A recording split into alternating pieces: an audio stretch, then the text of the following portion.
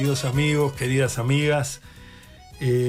Como todos los martes y jueves estamos en esta idea que nosotros entendemos con total convicción que Canelones decide, esta elección que Canelones, el área metropolitana, todo el país, pero en particular nosotros los canarios tenemos el compromiso de asumir esta responsabilidad y desafío. Y en el marco de esto hemos venido abordando diferentes temas que tienen que ver con lo que se ha hecho en el departamento y su proyección nacional. Quiero agradecer porque a través de distintos medios, mensajes, WhatsApp, Facebook, etcétera, la gente que lo ve por YouTube, vamos recibiendo verdaderamente un apoyo que nos entusiasma y nos estimula a seguir con esta idea. Y hoy, particularmente, tenemos el enorme gusto de recibir al sociólogo Gustavo Leal, sociólogo con cursos en comunicación social, con toda una experticia en el área social, partícipe de organizaciones no gubernamentales en materia de estos temas de pleno compromiso social. Nosotros lo conocemos desde mucho tiempo atrás, pero quiero subrayar un tema, y por lo cual lo invitamos a este programa de alguna manera desde Canelones. Cuando nosotros empezamos la gestión allá en el 2005, un estudio que se había hecho acerca de los temas de la pobreza infantil, la inseguridad alimentaria, todo lo que afectaba particularmente a la primera infancia, que ahora vuelve a ser el tema central de las preocupaciones.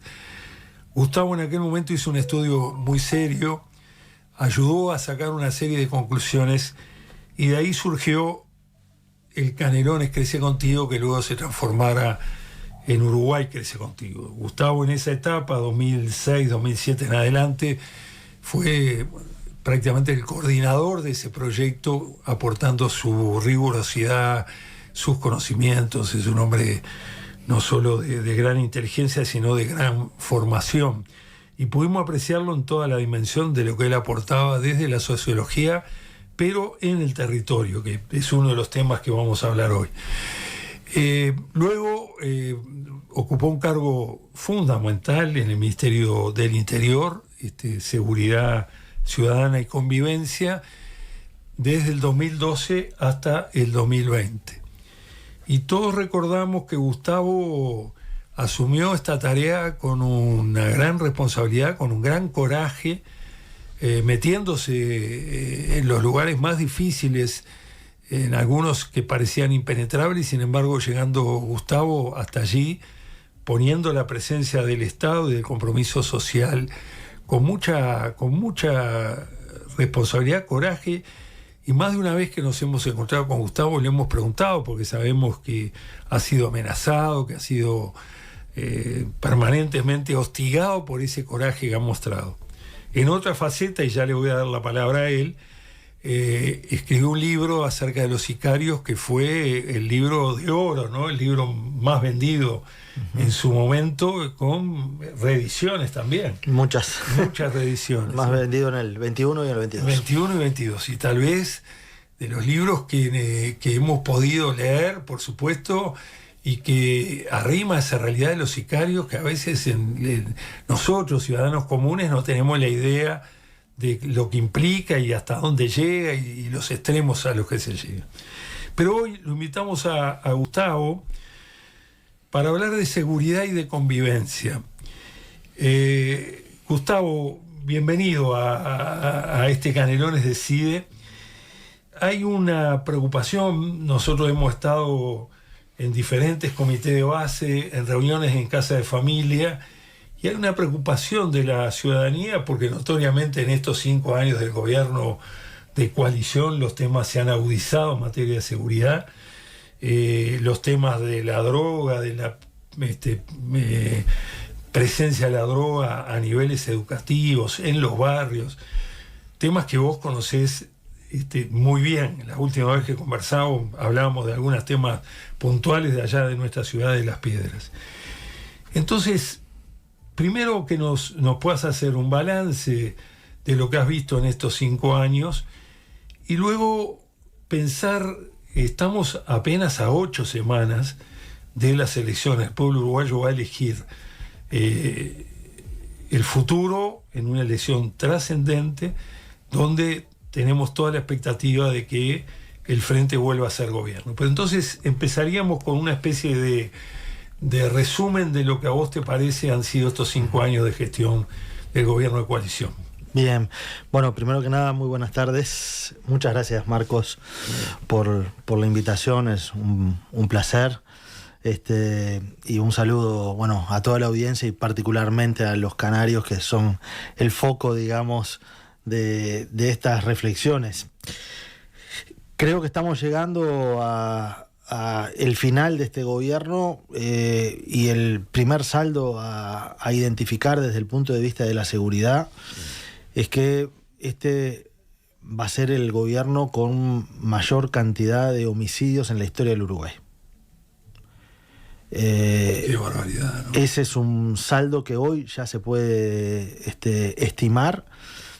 Nosotros a 6 meses de que termine este gobierno ya lleva acumulados más homicidios en los 52 meses que van de gobierno que en los 52 meses de gobierno anterior, y de alguna manera marca un hito donde la violencia y la violencia letal se apoderó del Uruguay y ha desbordado la vida cotidiana. Entonces, lo primero a tener en cuenta, cuando uno hace un balance, tiene que pararse desde perspectivas de valores, pero también empíricas. Y en lo empírico, lo que hoy nosotros tenemos es de que hay un aumento inusitado de la violencia criminal en el país y de la violencia letal, una modalidad de violencia en la resolución de conflictos que no conocíamos,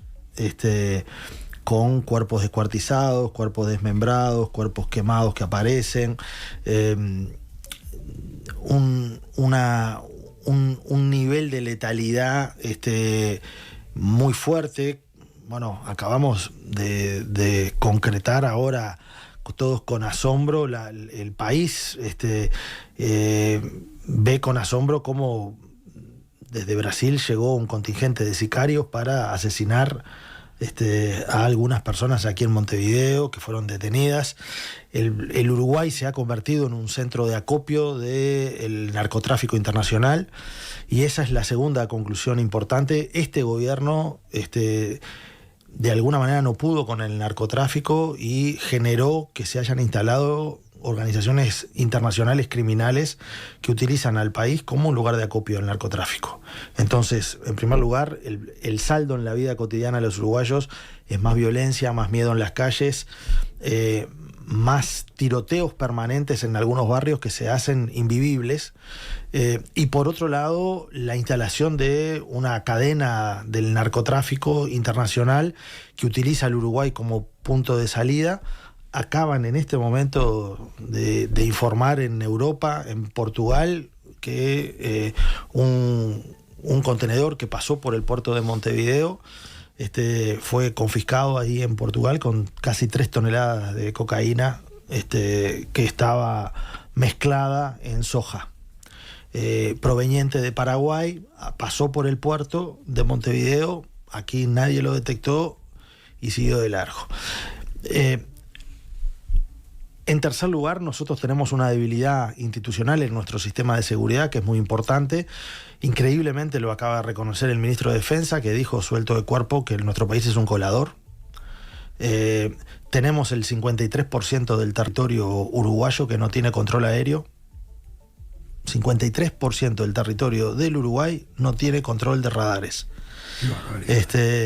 Y donde existe control de radares, no hay capacidad de interceptación, porque no hay naves que puedan volar o que puedan interceptar rápidamente a este tipo de avionetas, que son las que van descargando en el Uruguay cocaína de a 500 kilos cada avioneta, acopian en el interior del país, en campos, en bodegas, no en bodegas, no en viñas, sino digamos, en instalaciones, depósitos, y después es una modalidad del narcotráfico a gran escala. Ese contenedor con casi 3.000 kilos tiene un valor operativo en Europa de unos 700 millones de dólares, para que veamos el volumen. Claro. Entonces, creo que la situación es bastante delicada, porque la presencia de estas organizaciones internacionales lo que trae de la mano es un proceso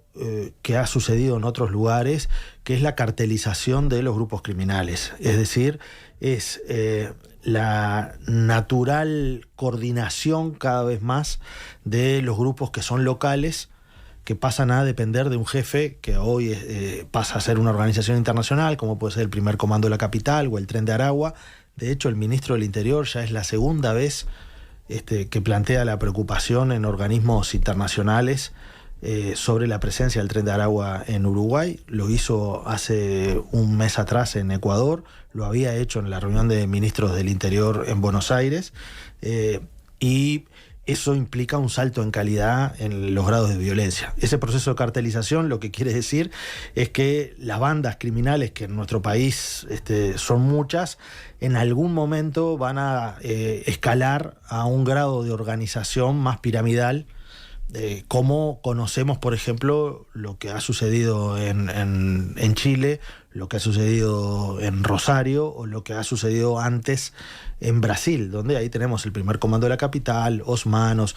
De hecho, aquí en Rivera y en la frontera tenemos presencia ya de esos grupos criminales brasileños que ingresan, van, vienen, pero bueno, que tienen una capacidad de incursión. Y de hecho hoy, y con esto redondeo el diagnóstico, el que el Uruguay se haya convertido en un país de acopio cambia la economía del crimen en el país. ¿Por qué? Porque el delito es un negocio criminal. Es decir, hace 30 años atrás, los principales referentes del mundo del crimen en el Uruguay eran los asaltantes, de las bandas de asaltantes. Cuando entraban a la cárcel las bandas de asaltantes, los asaltantes pesados, los que asaltaban remesas, asaltaban casas cambiarias, asaltaban empresas que pagaban los salarios en su caja fuerte. Era otra época, pero en los 90 ahí estaba el dinero. A partir del 2002, con la crisis, pero sobre todo con la incorporación de la pasta base en el Uruguay, el mercado del crimen fue cambiando. En primer lugar, porque las nuevas tecnologías fueron haciendo cada vez más difícil ese tipo de robos de asaltantes. La inclusión financiera posterior también fue sacando dinero. Ya no hay, en ningún lugar no hay tanto dinero fijo, y pasó a ser el negocio de la venta de bocas de droga un negocio incipiente donde había dinero, y muchos se reconvirtieron, porque en el mundo del crimen lo que hay es reconversión permanente, así como al nivel del comercio tuvo la época de los videoclubs, después pasaron al pádel, después pasaron a otros negocios. Bueno, hoy el negocio de punta es la venta de artículos vinculados a los teléfonos celulares. Esas son es como el negocio de ocasión para el que quiere poner algo. A nivel criminal, ahí hubo un viraje. Y eso generó la creación de grupos que empezaron lentamente a controlar el territorio, y hoy lo que estamos viendo es de que hay una pérdida del control territorial por parte del Estado, creciente cada vez más, donde los barrios a determinada hora son tierra de nadie, donde la gente cada vez menos se anima a caminar de noche, que se recluye dentro de su propia casa porque no puede mudarse, y estos grupos criminales, a través de la expansión de la venta de drogas, fueron avanzando en el control del territorio y haciendo invivible realmente muchas ciudades y muchos barrios de la capital, del área metropolitana y también del interior del país. La diferencia está en que la banda de asaltantes cometía el crimen en un lugar donde golpeaba rápido, y en 2, 3, 4 minutos cometía el crimen y después se recluía. Se recluía y se fondeaba en su barrio, en su zona, y no es que antes los delincuentes eran buenos y tenían códigos porque no robaban en los barrios. No robaban en los barrios porque robaban en otros lados, y en el barrio era el lugar donde se fondeaba. No es que antes eran mejores los delincuentes y tenían valores, eso es una gran mentira. Porque en ese asalto igual le daban a un trabajador, a un laburante, tampoco tenían demasiada perspectiva de cuidar la vida. Pero cuando se pasa a un negocio como es una boca, el negocio es permanente, es 24 horas y uno tiene que ejercer sobre el lugar donde se está cometiendo el delito una presencia permanente de hostigamiento, que empieza por un lado generando presión a los ciudadanos que viven cerca, generando una especie de pacto de silencio, una omertá obligada. La gente al principio calla porque no puede mudarse, tiene miedo, intenta ver, bueno, capaz que con lo de la boca, si vos no le haces nada, capaz que te dejan pasar, te dejan... Y así fuimos durante algunos años pensando que eso, mucha gente pensó que se podía convivir, incluso los programas sociales de cercanía trataban de no denunciar esa circunstancia porque así podían seguir manteniendo el trabajo. Y eso en un momento se desbordó. Hoy ya no respetan a los médicos, no respetan a los trabajadores, no respetan a las escuelas, no respetan nada, avanzaron. ¿Por qué? Porque en la medida que fueron afincando ese poder, son los patrones del barrio. Hoy estamos en una tercera etapa de la economía criminal, que es la que se concretó en este gobierno, y este gobierno es el responsable de haber generado una situación en el país donde los grupos de crimen organizado internacionales pasaron a operar en el Uruguay y a convertir a este país en un lugar de acopio. De lo contrario, no se entiende como esto de Lisboa de ahora, esto entren a la web de cualquier medio, ya es la principal noticia. Eso no se veía antes y eso implica que el ser un país de acopio, repito, cambia las reglas del crimen. Lo que está pasando con todos los homicidios y este grado de violencia letal tan fuerte que estamos viendo, es que lo que está viendo es un reordenamiento de los grupos criminales a nivel del territorio, para saber quién van a ser los principales sustentos de estas organizaciones criminales grandes. Esto es como que, llegó aquí una transnacional del supermercadismo y empieza a cooptar a todas las almacenes. Y en eso hay algunas que van a morir, y la guerra es media despiadada, y la lógica que se comienza a instalar, la lógica dominante de ese modelo económico, trae una forma de trabajo.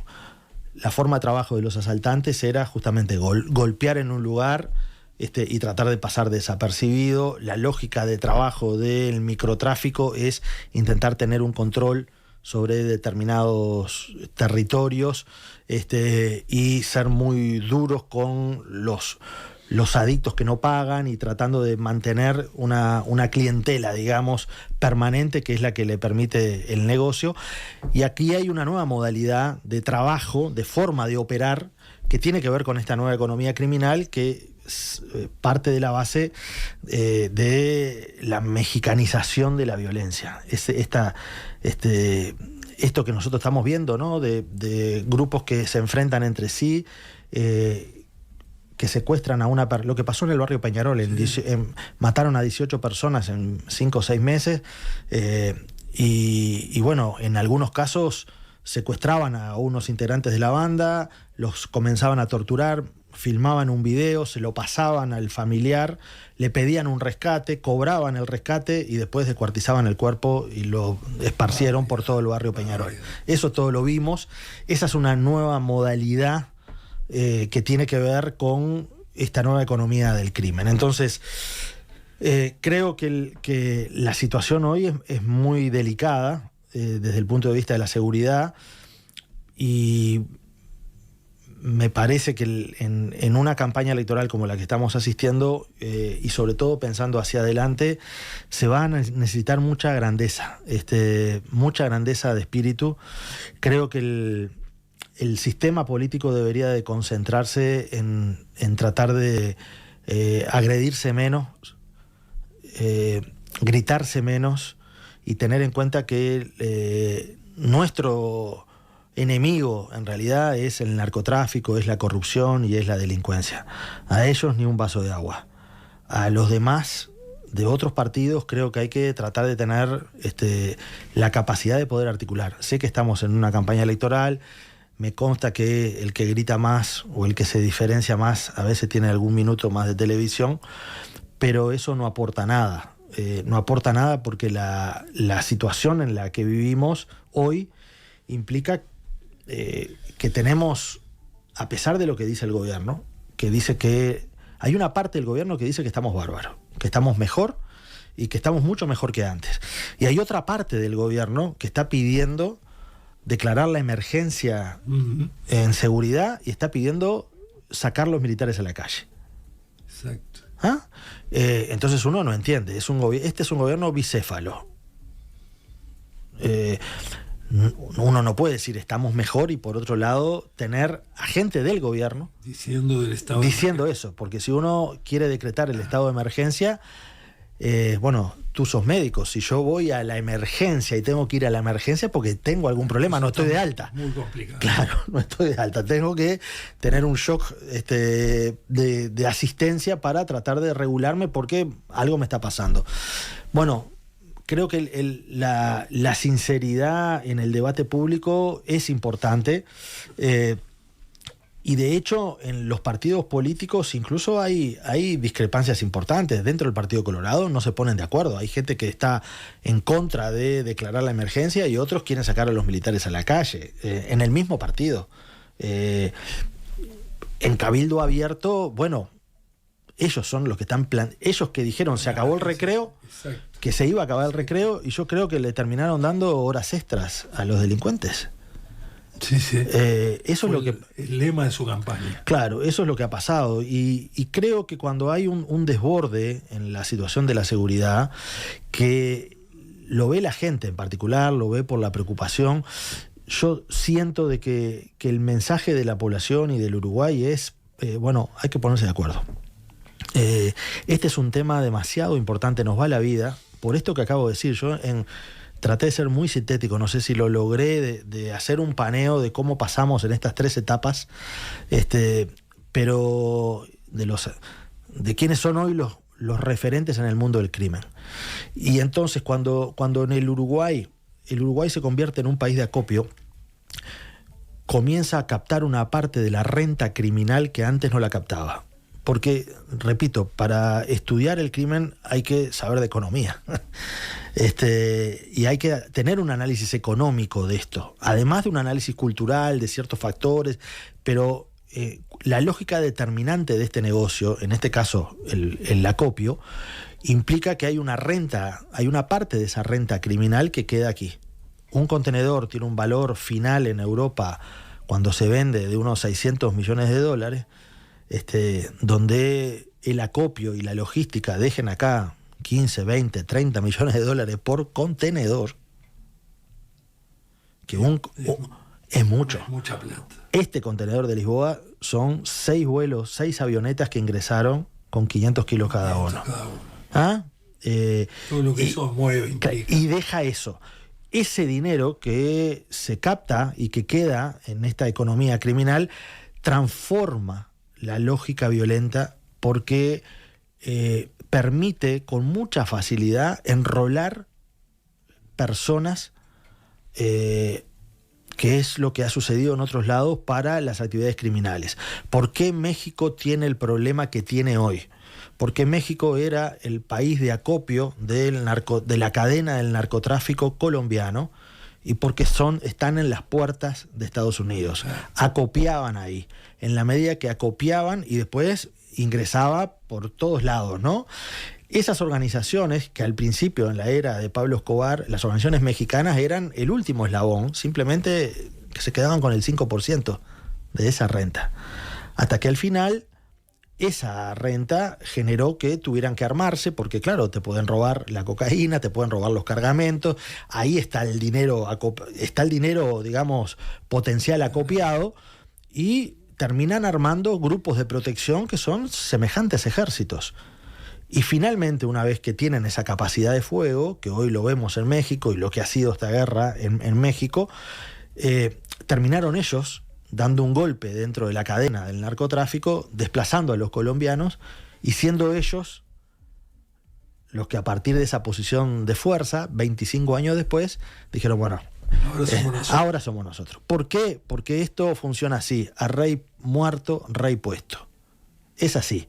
Es decir, en un negocio que tiene este nivel de renta, donde un kilo de cocaína en Bolivia vale $1.000, llega acá ya a unos 6.000, fíjense, desde Bolivia acá 6.000. Si acá se vende al menudeo, uno puede llegar a ser $10.000, $12.000, pero si ingresa a Europa vale 35.000. Impresionante. ¿Bien? ¿No? Entonces, cuando hay una cadena de esas características, cualquiera que está en la cadena está a la espera de que alguien, porque todo el mundo sabe cómo es la ecuación de negocio, y dice, bueno, yo por ahora estoy acá quietito, como los mexicanos, ¿no? Estaban cuidando el final de la cadena. Cuando se dieron cuenta de que podían decir, bueno, yo ya no me quedo más con el 5%, yo le compro directamente a ellos, si yo soy el que acopia. Si no pasan por acá, no pasan. Se dieron cuenta de su posición estratégica. Bueno, el problema es que esa posición estratégica es una posición de tipo geopolítica. México no se puede mudar, está ahí, es el vecino, es la frontera seca con Estados Unidos. Bueno, el Uruguay es la última esquina del sur de América y por algo aquí hubo un conflicto enorme en nuestra independencia por el puerto. Claro. Nuestra geopolítica marcaba que este puerto era un lugar clave. Y en la nueva ruta del narcotráfico que tiene a la hidrovía como el eje principal, el puerto de Montevideo, el puerto de Buenos Aires y en alguna medida el puerto de Rosario un poco más arriba, son los ejes. Bueno, darse cuenta de ese desafío creo que exige un nivel de responsabilidad política al sistema, a los senadores, a los diputados, a los partidos, a los candidatos, de mirar lejos, de mirar con las luces largas, porque esto te lleva puesto a los países, a las democracias, penetra el mundo económico, presiona a jueces, presiona a fiscales, corrompe la policía, corrompe la justicia, compra periodistas y si no los compra los mata. Funciona así. Es cuestión de mirar, nuestro espejo es Rosario. Lo que está pasando en la ciudad de Rosario es el espejo al cual nosotros nos tenemos que mirar. ¿Por qué? Porque estamos muy cerca, nuestro modelo no es México, nosotros no nos podemos mirar con México en cuanto a cómo va a ser nuestra evolución por una razón simple, de que nosotros no estamos en la frontera del principal país consumidor del mundo. Estados Unidos es el principal país consumidor de drogas del mundo. Tiene consumidores de cocaína alrededor de 4 millones de personas que inhalan cocaína todos los días. 4 millones de personas. Con que 4 millones de personas inhale 1 gramo de cocaína, imagínense la cantidad de toneladas que es eso por día, claro. Después por mes. Y eso es lo que explica que, la capacidad de poder parar el principal ejército del mundo a esto no ha podido. Le entran por cualquier lado. ¿Por qué? Porque el dinero, la capacidad de corromper que tiene ese dinero y la capacidad de generar acciones de lavado, y después de poner parte de ese dinero en la economía real. Entonces, hay muchos ejemplos como en algunos países hay sectores que se han dinamizado de la producción nacional con el dinero del narcotráfico y eso hace bastante más complejo después poder parar este camino. Entonces, creo que este diagnóstico yo lo planteo de esta manera para poder levantar la mira. Uno podría entrar a 6 semanas o 8 semanas de las elecciones en una discusión más punto a punto o en una discusión más del ringuirrangas, ¿no? Que es lo que está acostumbrado a discutir el sistema político. A mí realmente me parece lamentable. Cada vez yo más lejos de ese modelo de discusión. Creo que la necesidad de un acuerdo en seguridad tiene que ver con darnos cuenta que en poco tiempo, en 4 meses, en 4 años, nosotros nos convertimos en esto. ¿Ah? Y eso tiene algunas situaciones críticas hacia adelante, que es, por ejemplo, el sistema carcelario. Claro. Tenemos un sistema carcelario con un hacinamiento absoluto, atroz, y estos grupos criminales tienden a tener una presencia muy importante en la organización de las reivindicaciones de los presos. De hecho, el primer comando de la capital en Brasil, que hoy es el grupo de crimen organizado más potente en territorio brasileño, ¿nace dónde? En las cárceles. Nace de una revuelta en las cárceles donde pedían condiciones dignas, mínimas, ante el hacinamiento y la falta de absolutamente todo para poder vivir dignamente en un centro carcelario. El Tren de Aragua, que hoy sí es el grupo criminal más potente, que tiene su origen... ¿Qué viene a ser el Tren de Aragua? El Tren de Aragua es un grupo criminal que nace en Venezuela, nace en las cárceles de Venezuela, y que comenzó a expandirse hacia el sur. Es un grupo que tiene como área principal de su actividad criminal el tráfico de personas y el tráfico de drogas. Y bueno, a partir de la crisis venezolana también, y de la expulsión y de la emigración de casi 8 millones de venezolanos, ellos encontraron en esa situación crítica la posibilidad de un marco de negocios para hacer ingresar en forma ilegal a personas a través de los países. Y a partir de ahí comenzaron a armar toda una estructura que tiene, cuando se desarrolla y se implementa en los países, un primer piso, digamos, de desarrollo, que es los préstamos gota a gota. Los famosos préstamos, estos gota a gota que se van haciendo, que para el que no sepa es un sistema de préstamo privado que le prestan a los comerciantes, le prestan a personas que necesitan dinero y que por estar en el clearing ya no tienen ningún acceso. Te prestan 10.000 pesos, pero tú tenés que pagar todos los días tenés que pagar 300 pesos. Si lo pagás, capaz que terminás pagando de esos 10.000, 18.000, pero si te atrasás un día, ya tenés que pagar muchísimo más. Bueno, de esa manera han generado todo un mecanismo de lavado de dinero muy importante, porque parte de cada una de esas personas son parte de una organización que después envían a través de remesas a Venezuela el dinero, como si fueran personas que están trabajando en el país y están enviando la remesa. Entonces es un mecanismo de lavado gota a gota, es un sistema de préstamo. Es el préstamo, el dinero que prestan es el dinero que viene del crimen organizado, lo lavan por esta vía y arman una estructura además capilar de decenas de personas. Para que tengan una idea, esto en el Uruguay ya está presente y es muy grave. En Artigas hace un mes detuvieron a 20 personas que eran parte de esta organización. En Tacuarembó, el año pasado, nosotros estábamos de gira por el Frente Amplio Te Escucha, hicieron un operativo y detuvieron a 36 personas que son particularmente o colombinos y dominicanos principalmente, y a veces algún uruguayo, pero que son parte de esa red, y algunos de ellos incluso son personas que hacen esto para poder pagar lo que le deben a la organización, porque ingresaron ilegalmente al país y la organización los trae, los ingresa al país, y después quedás trabajando para mí haciendo esto, ¿no? Vendiendo estos préstamos que se le llama así el gota a gota.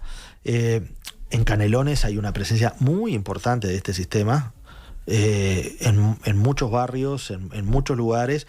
Tienen una lógica muy extorsiva, además, y esa es la primera, es la estructura de base para después el despliegue de otro tipo de organizaciones, de una segunda parte de la organización criminal un poco más piramidal.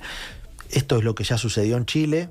Yo estoy dando clases en la universidad en Chile sobre crimen organizado, justamente, y eso tuve un curso ahora que lo terminé hace poquito, dirigido a la Asociación de Fiscales de Chile, y ellos vieron cómo en 2 años y medio el Tren de Aragua, 3 años, se apoderó de la economía criminal, a través de ingresando por el norte del país, y donde la presencia fuerte de ese tipo de organizaciones, repito, cambia la economía del crimen. Se dan cuenta de que esto pasa a manejar un volumen de dinero que permite, en primer lugar, organizar los territorios de una manera que el que rapiña, el que está cometiendo un hurto, no sé qué, ahora trabaja para mí. ¿Por qué? Porque yo necesito tener estructuras.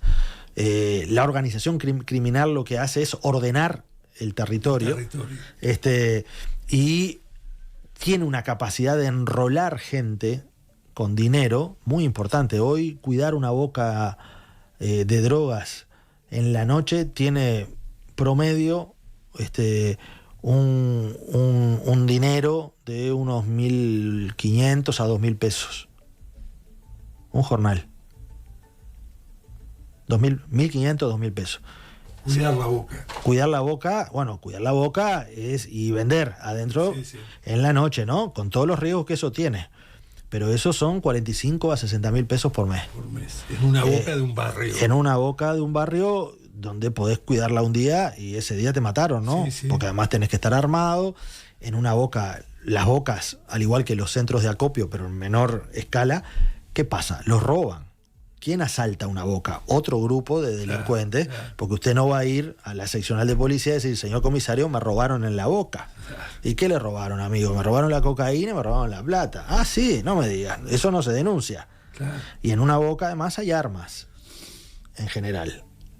Porque la gente que está ahí se protege. Entonces, el robo, la martingala que le llaman entre ellos, es parte de esta dinámica que lo hace muy violento. Y por lo tanto, cuidar una boca no es que es un sereno que se echa a dormir. Por supuesto, no, es alguien que cuida, que tiene su dificultad.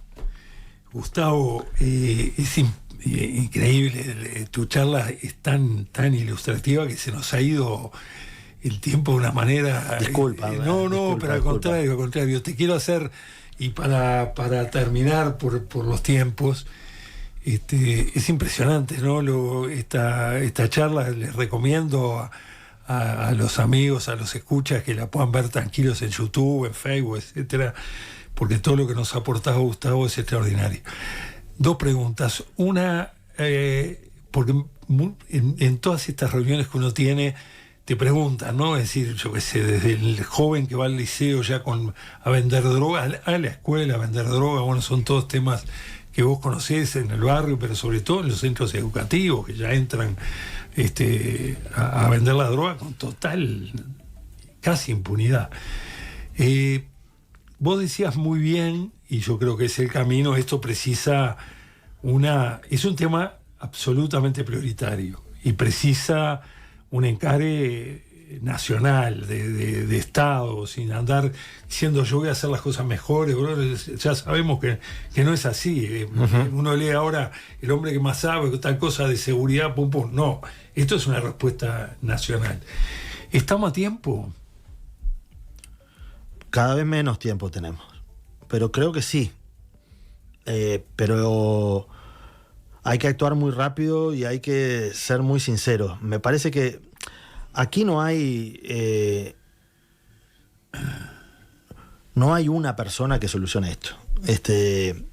Y no es cierto que haya un candidato que sea el que sabe más de esto o el que tenga la varita mágica. No es así. Eso ya nos vendieron, esa ilusión con el se va a acabar el recreo, y venimos a respaldar a la policía, y esto era muy sencillo, y ya vimos que no es así. Entonces creo que lo que hay que tener en el Uruguay es la humildad de darse cuenta que todos los partidos han gobernado, y el balance de la seguridad puede y debe rendir más. También el Frente Amplio tuvo muchas dificultades, sobre todo en el último periodo, que digamos estuvo vinculado también o con la implementación del nuevo Código del Proceso Penal, esos cambios también generaron una alteración importante en la ecuación de seguridad, y me parece que lo que hoy le deberíamos de reclamar y nos deberíamos reclamar a todos como ciudadanos es tener la humildad necesaria de darnos cuenta, repito, que nosotros, más allá de la adscripción partidaria que podamos tener, no deberíamos de pelearnos entre nosotros. Repito, yo creo que en este escenario el enemigo que el país tiene y la democracia tiene es el narcotráfico, es la corrupción, es el crimen organizado. A ellos ni un vaso de agua, nada, absolutamente nada, no se transa con ellos.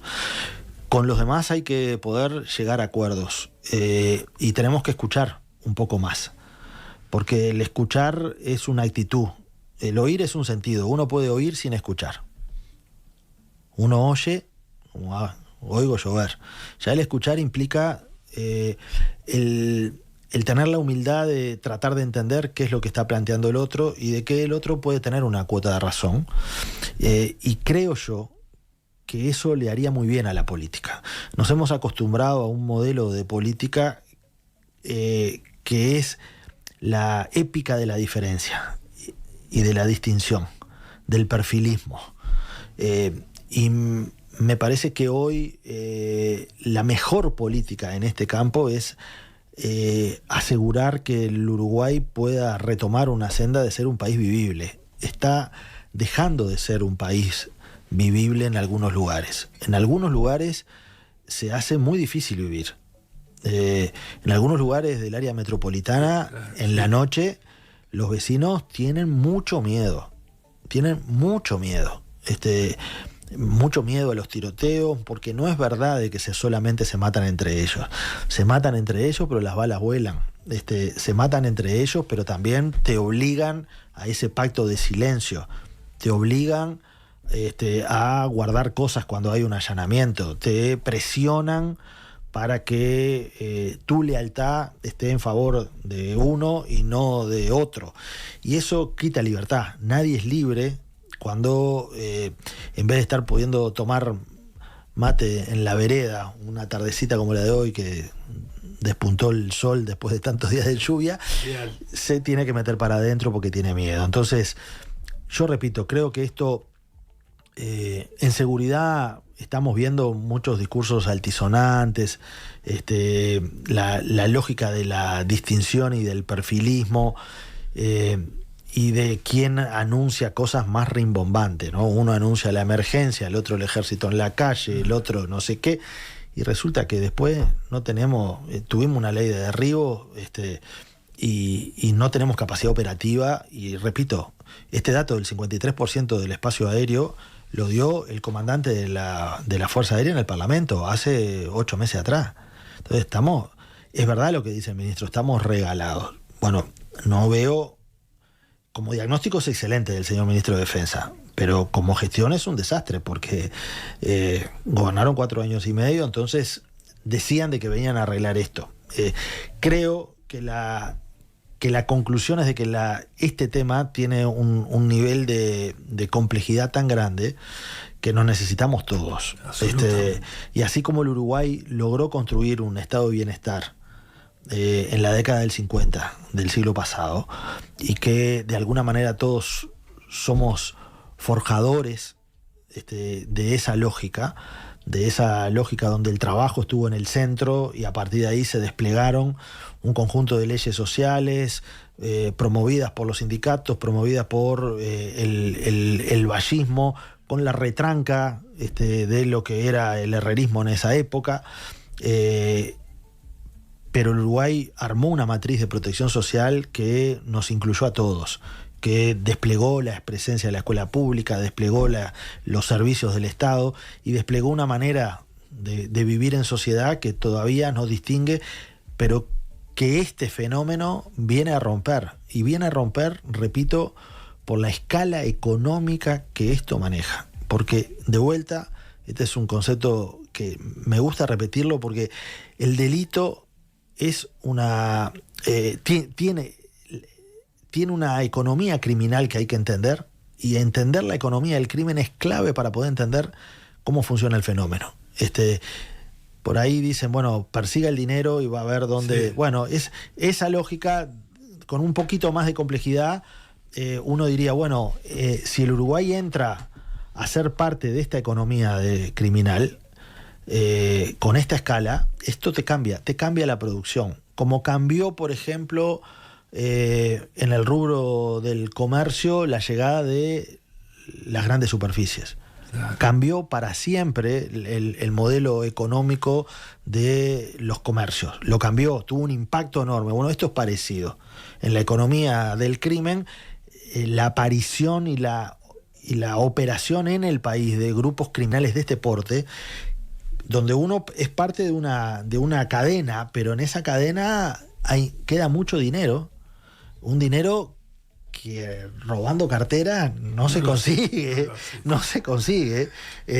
y que además, y por último, motiva a que haya sectores de la economía formal que quieran tener vínculo con eso.